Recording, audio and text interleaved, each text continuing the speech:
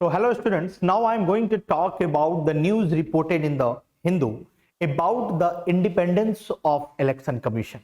So we all know that recently the Supreme Court has questioned over the independence of Election Commission because it has been observed that the tenure of the Election Commission in 1950 was of approximately 6 to 8 years and it has reduced to less than 300 days today.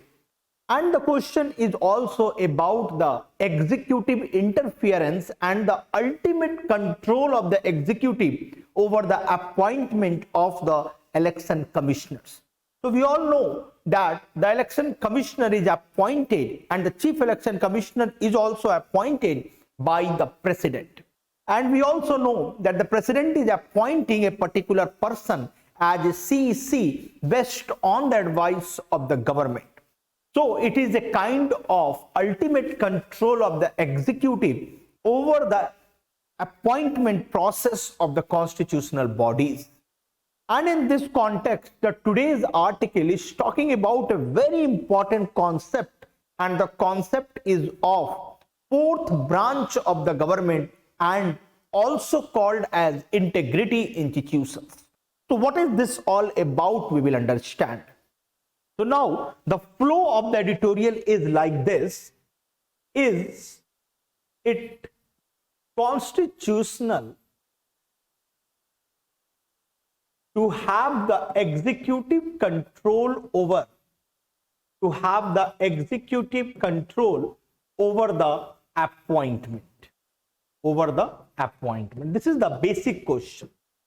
So whenever we are talking about the constitutional and whenever we are talking about the constitutionality of any particular institution, so the question arises that the constitution envisages that there are three organs, or you can say there are three organs of the government, that is legislature, executive and judiciary.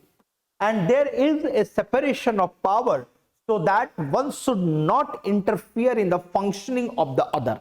That is another thing that in Ram Javaya case, it has been established that in India, there is a functional overlapping. But now this is a traditional way of understanding the classical democratic concept. In today's concept, there is one important institution which has been added to the three organs of the government, and now this is a fourth branch of the government, that is the integrity institutions.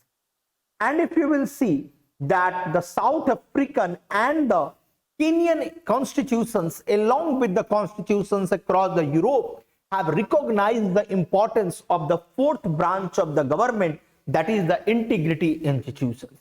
So the question comes in your mind that what is this all about, whether this is in the Indian constitution or not. I will say that this integrity institution is not absent in the context of India, because we have election commission, we have chief information commissioner, we have human rights commission, and we have CAG. These are the integrity institutions. The problem is the appointment and the question on the independence of these integrity institutions. And in this context, a constitutional court in South Africa have remarked beautifully that the functional independence of the organization is not effective if the appointment is being done by a single individual or entity.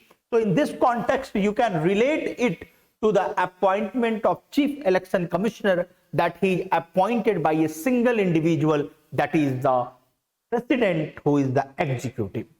So now, if you will see in the context of Vinit Narayan case, that is the appointment of the director of the CBI, earlier it was also being done by the government. And based on the recommendation of the Rajya Sabha and also intervention of the Supreme Court, now the director of the CBI is appointed by the Collegium system. That is the Prime Minister, Leader of Opposition and the Chief Justice. And therefore, the true meaning of the integrity institutions have been established in the appointment of the CBI director. Likewise, we will have to see that how the independence of the appointment of the election commissioner and the chief election commissioner can be done. So the question arises that how the independence can be ensured in the case of Election Commission of India. So I will say that it can be ensured whenever the appointment is done by the Collegium system, and this Collegium system should have Prime Minister, Leader of Opposition, Deputy Chairman of the Rajya Sabha, Deputy Chairman of Rajya Sabha, Law Ministry,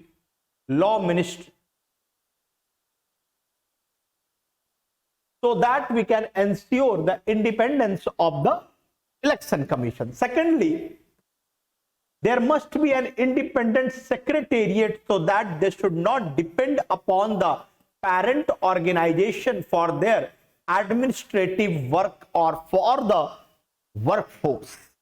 And the third, their budget should be charged on the Consolidated Fund of India, and so that the independence can be ensured.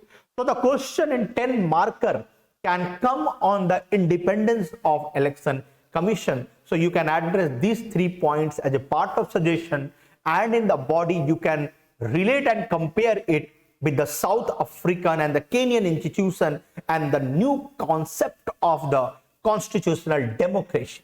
That's all about this editorial which has been reported today. Thanks to all of you.